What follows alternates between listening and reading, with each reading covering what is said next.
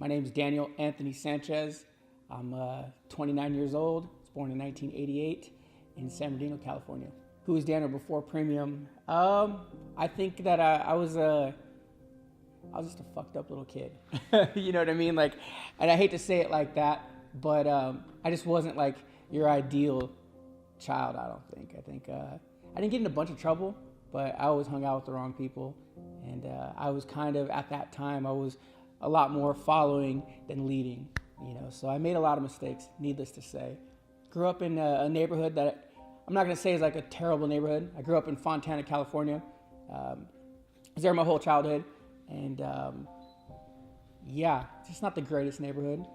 And a lot of drugs, some violence in the home. So it was definitely crazy. But Daniel before Premium, I don't think if I would have stayed where I was, I don't know how to word this. I guess if I would have been a product of my environment, I wouldn't be where I am right now. So I'm definitely not a product of the environment I was raised in. What led me to want to become an entrepreneur? That's kind of like one of those weird things. Like entrepreneur, like that word in general to me is kind of weird. I embrace it, but it's not really like how I want to define myself. Like I just, I enjoy doing business. I enjoy creating and making things happen. And I think that naturally just turns you into an entrepreneur, I guess, if you're able to make a little bit of money out of it. I feel like there's a lot of people that call themselves entrepreneurs that really aren't really doing anything. So I don't really like to define myself that way, but I do understand, where that word comes from, and I do get it. But what led me there? Growing up, I always found a way to make money somehow, some way. Whether it was helping a neighbor out, doing this, doing that. I was always trying to figure out ways to make money. I was always hustling. So I guess it was always there. It was always in me at some point or another to try to figure out how to take an idea of something and turn it into a way of making money. And I always did. I always found ways to make money somehow, some way. Ups and downs. So ups and downs growing up. It was definitely it was tough at home. I had good parents. Like, I'm not gonna lie, my mom and my dad were both good, but they had their flaws. And I think that's with any family, and my dad was super hard worker. He showed me that, hard work was definitely important.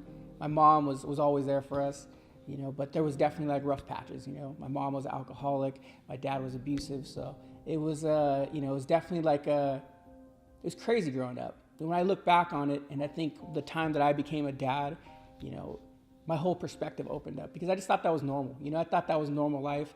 I thought everybody around me was the same way, that it looked really good from the outside, but inside it wasn't so good in my home. And I thought that that's how it always was. And I think I always made an excuse about that. But the day that I became a dad, my son's 5. So if you guys don't know, I got a 5-year-old kid. I also have one on the way. But the day that happened, my whole life changed. And I kind of started thinking and realizing, I was like, wow, that's not normal. I didn't grow up normal. And the things that I seen and I went through, I didn't want to do for my kids. So, it was, I guess you could say that it was a kind of a tough upbringing. We weren't poor, we weren't rich, and if I needed something, I always had what I needed. The wants were always there, but that turned into kind of pushed me to do the things that I did. I hustled, I always grinded to get what I wanted because I wasn't getting it from at home. They weren't just handing shit out to me. So I don't know if that answers the question. Could you repeat the question again? Talk about your ups and downs. Ups and downs. Ups and downs. Where you are today, though. Okay, getting me to where I am today. So ups and downs in business then. And no, in general. Okay. Life. So I mentioned all the lifestyle stuff, all the stuff growing up. Ups and downs into business. There was definitely a lot of those. It was all a learning curve. I didn't have anybody there holding my hand. And at the time when I was starting the business, I didn't even know what I was doing. I didn't know I was even starting a business. I was just doing something to put food on the table for me and my girl at the time, So, like I said, I knew I wanted more, and I knew I wanted to do more, do better. So at the time I had a 9-to-5 job, and I loved it, but at the same time it just wasn't what I wanted. So the downside of it is I had this great job, but it wasn't giving me what I needed. So I was just grinding. I was always up till 3, 4 in the morning, trying to figure out ways through YouTube and reading and just grinding, trying to figure out a way to start a company. Definition of successful. It's definitely not a money thing. So anybody who's been in business understands that success is not all money. Money is a result of what your accomplishments are. I don't think that, first starting, like, it's not the goal. A lot of people go into business assuming that money's the goal, and that's really not. For me, it's far from that. My definition of success is being able to wake up, do whatever I want, and usually whatever I want means go to work and work my ass off. It's a weird thing. I have the flexibility to sit here and film on a Monday morning and not worry about it because I know I have a staff and a crew that backs me up. That's kind of that is what I define as success. The fact is that I don't have a bunch of money and I don't have all these crazy things. I don't have a lavish lifestyle, but I'm super comfortable, and I get to be around my wife and my kid as much as I want. And I think that's success to me. Being able to just kind of pick and choose what I do and not have to worry. Success to me is just trying to think of the word, what it would be, but just I guess more than anything, just freedom. Success to me is freedom. Being able to have the freedom of choice to do whatever I want when I want and not have to worry about not being able to pay bills and where the next meal is coming from. So I know that my wife and my kid are taken care of. I know that my staff and my employees are taken care of. I know that all the bills for the company are good, and there's no debt, and that's success to me. So the issues and the things that happened while I was growing up, the way that it impacted me at the time was pretty negative. Like I really made a lot of excuses for myself and the things that I was doing. A lot of people don't know this, and I'm very open about it. I didn't graduate high school, not in the traditional way. I basically went to sophomore year and I decided on my own without anybody really around me influencing my decision. I didn't have parents pushing me saying to stay in school. I just quit. So I dropped out and I got a full-time job. And I think at that point in my life was when I started to make money on my own. I became independent as a sophomore. I think I was 16 years old. Became super independent from that time forward. And before that, I was making a lot of excuses about everything in my life, about why I didn't have this or why I wasn't doing that. And the things that I seen growing up at the time, I was becoming a product of that environment, and I was, like I said, just constantly making excuses. But the time that I decided to make my first kind of big boy decision, I said, I'm leaving school, which I don't recommend, but that's what I did.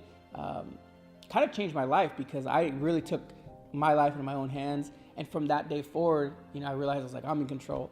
And it was a good and bad thing. Good in my own way because I took it and I did the right things. I got a job. I got a good paying job. I put myself around the right people. So the job that I had before Premium, I had one job before, and I worked for a celebrity drummer. His name was Travis Barker. I worked for his clothing brand, which is called Famous Stars and Straps. They're still around. At the time that I was there with the brand, it was a very, very hot company. Travis Barker was on fire. He was just everywhere. And till this day, he's still, we still stay in contact. But he was, touring with the band Blink-182, and basically took me under the wing. I learned a lot that I know from in the auto world, and the way I market my company is totally different. But I learned it all from the apparel side and the lifestyle way of marketing.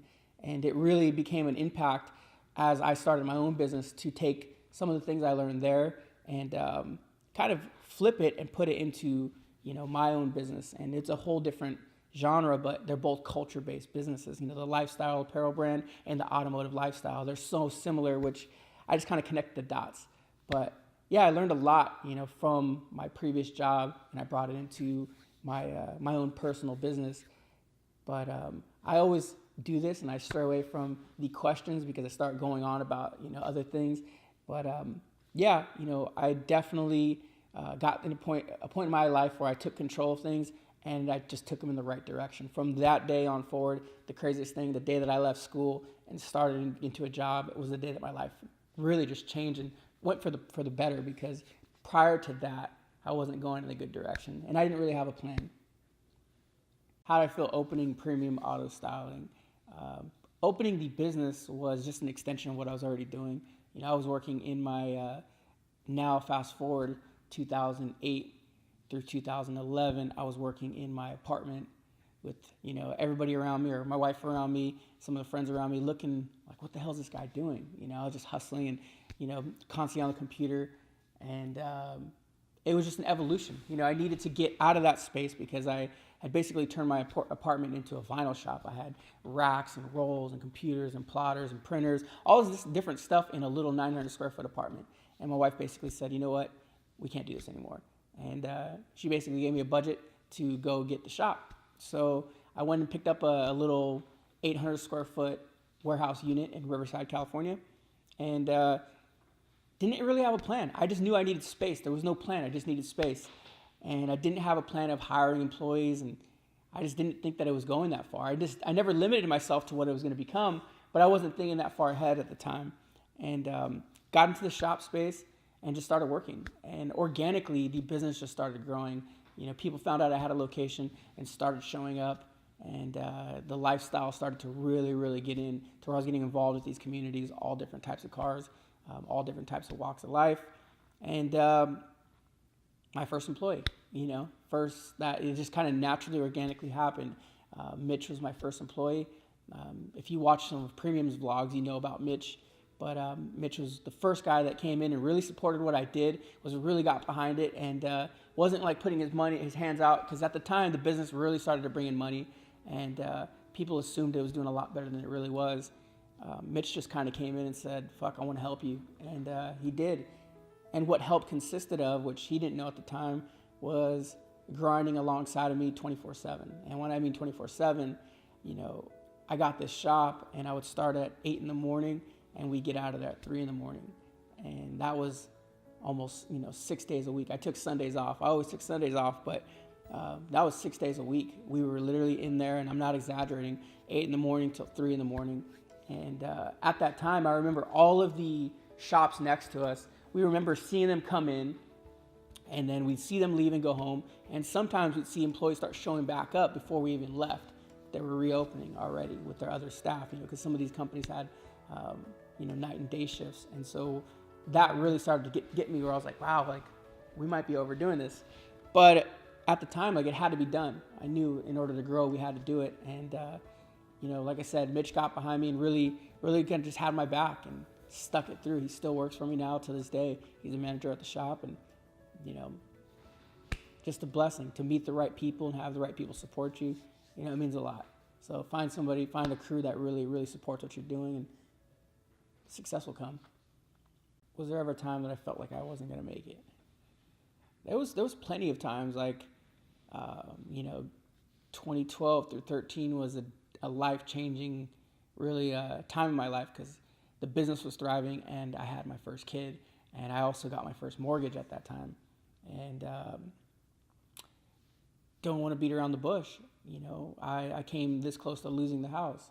I was trying to maintain the business, trying to be there for my kid and do all the things necessary, but it just wasn't enough. And financially, we suffered, because I put so much faith into the business, and some of the things didn't work out, at least not right away. And I came really, really close to failing. So did I ever lose faith? No, I never lost faith. I always knew that it was going to be what it is, and I still see the vision, and I still see things in the future that are going to continue to happen. But times got tough. They got really, really tough, and I could have quit very easily, and a lot of people around me would have understood why I did, including, my wife and my kid. But both of them were there and really supportive of what I was doing. We went through the motions, and we got back up on our feet, and we're still here.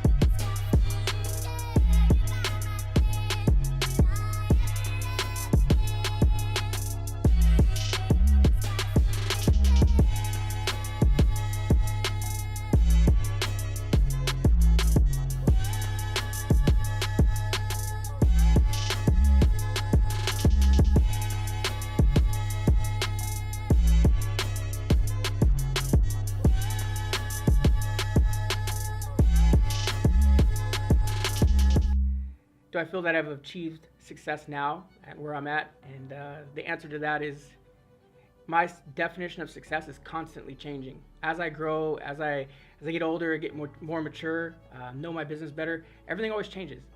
So yeah, a couple years ago to where I'm at now, yes, I've achieved the success. The ideas, the plans, I've watched things fall into place because we've made them happen. So yeah, I've succeeded and I've achieved those goals. But are we done?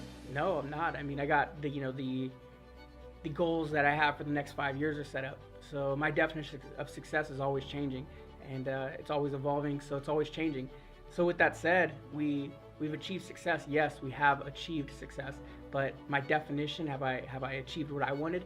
No. I mean, I got a lot of other things planned, and bigger and better things. And like I mentioned earlier, if you guys were watching earlier, achieving success is not a monetary thing. It's not about money. It's not about dollars. To me, it's not. So that's a result of what we're doing, and I'm proud of what we've accomplished. But not to say this, to sound snotty or anything, but no, we haven't achieved the success that I want. There's so much more that we're gonna get, and we're gonna keep going. We're gonna keep growing, and we're gonna keep innovating. So I'm excited to keep doing that. I love this business. That's all I gotta say.